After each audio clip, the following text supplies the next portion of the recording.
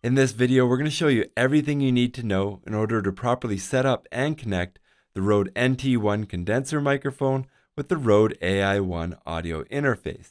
Now, it does not matter which version of the Rode NT1 that you're using. You could have the NT1A, the NT1 4th gen, 5th gen, or the Signature series that we have in this video. Everything that we show you in this video will work for you.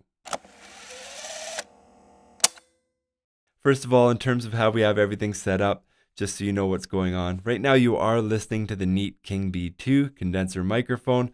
We have a logo up in the top corner, and that will switch once we have the Rode NT1 connected to the Rode AI1 audio interface, so you know what you're listening to at any given time. Now, if you are looking for pricing or specs for anything that you see in this video as we're setting everything up and connecting it all, we do have links down in the description below where you can find everything you see in this video from a variety of online retailers to make sure that you find the best price possible.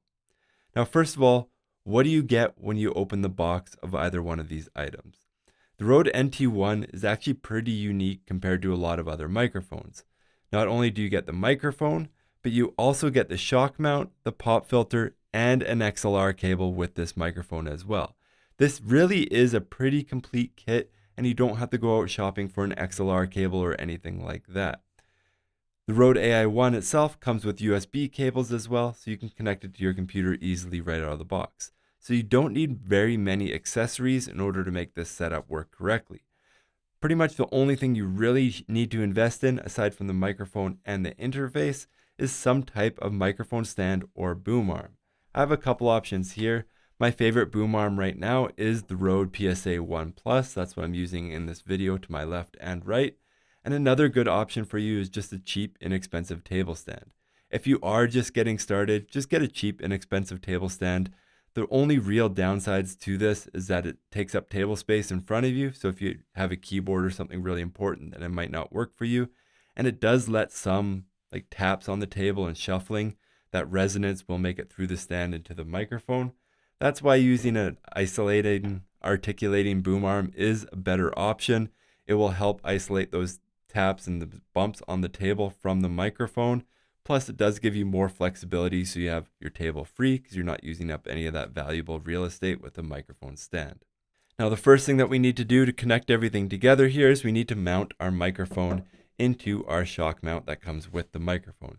There really is no other mounting option for this microphone. It has to be in the shock mount. There's no other way that you can put a stand on this microphone. One thing to keep in mind here is that there is a gold dot on one side of this microphone. That gold dot should be facing the front, facing the person that you're recording, and facing the pop filter here, just so you know. Other than that, you just place it in the stand, and then you can tighten the screw on the stand to tighten the microphone. Now you can see here the benefit of using a shock mount here. When if you tap the microphone and you're holding the stand, you can tell that this does isolate the bumps and stuff from the microphone. Is it perfect? No, it's not perfect, but does it help? For sure. We definitely recommend using a shock mount with the Rode NT1. Next, we can mount the shock mount system that we've put together here to our microphone boom arm.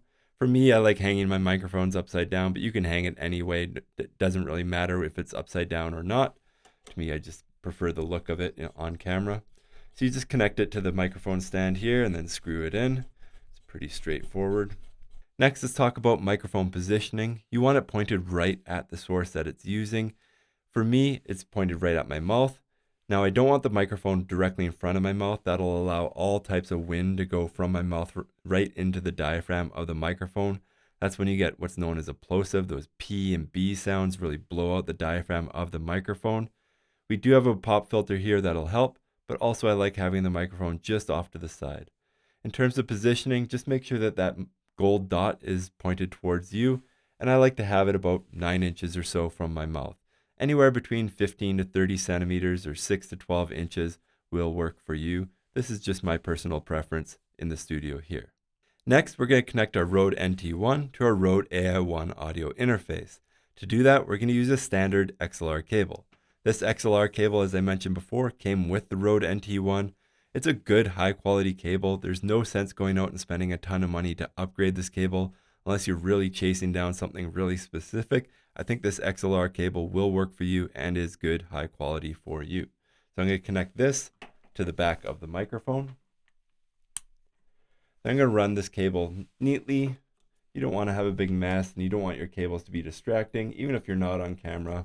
Nice clean studio is always nice to have. Put this microphone back up where it is. You can see there that the shock mount is doing its work and isolating the microphone there. Next, we're going to take the other end of this XLR cable and plug it right into the front of the Rode AI-1 audio interface. Now that we have everything connected, we need to think about powering the Rode NT1.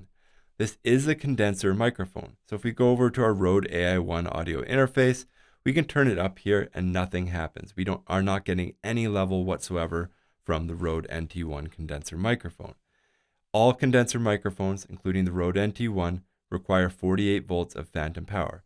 This is something that we can provide from the Rode AI-1 audio interface.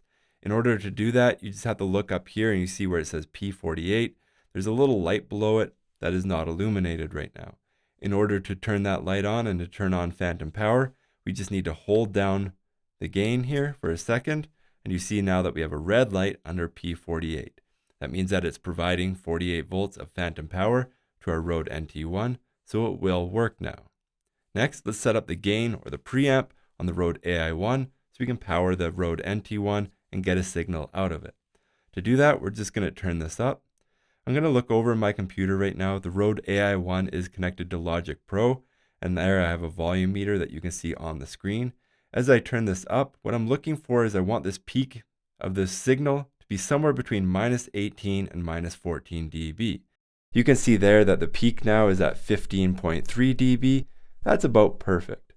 Now the reason that you don't want to turn it up to 0 dB, which is as loud as you can go, is because then you risk clipping, peaking, and distorting. I'm going to show you what that sounds like right now. I don't recommend doing this on your system, but I'll show you what it sounds like. If you turn this up all the way, you can see that it's now peaking, clipping, and distorting, and it sounds horrible. I'm going to turn it back down now. Now, if you do that in your recording, that information is lost. You can't ever fix or recover audio that is peaked or clipped. You can always boost your audio later, but you can't fix it if you run into 0 dB and you actually distort your audio.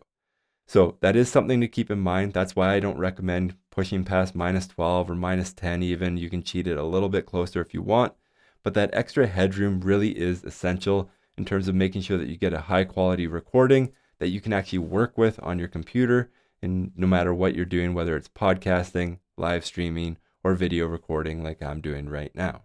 I hope this video has been helpful for you. If you have any questions or comments about using the Rode NT1 with the Rode AI-1, please leave a comment down in the comment section below. Again, if you are looking for pricing or specs for anything that you've seen in this video, we have links down in the description below. And if you want to see more videos like this in the future, please like and subscribe. Thank you for watching.